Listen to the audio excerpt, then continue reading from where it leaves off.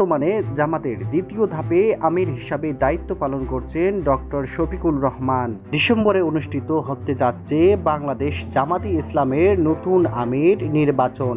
গোপন ব্যালটে ভোট দেবে দলটির সারা দেশে থাকা 1 লাখের বেশি সদস্য।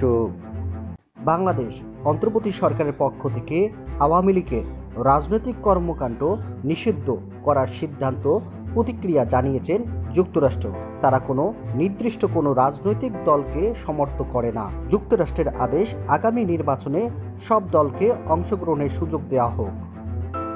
জাতীয় নাগরিক পার্টি এনসিপির মুখ্য সমন্বয়ক নাসির উদ্দিন পাটোয়ারীকে চাঁদপুরের অবাঞ্ছিত ঘোষণা করেছেন।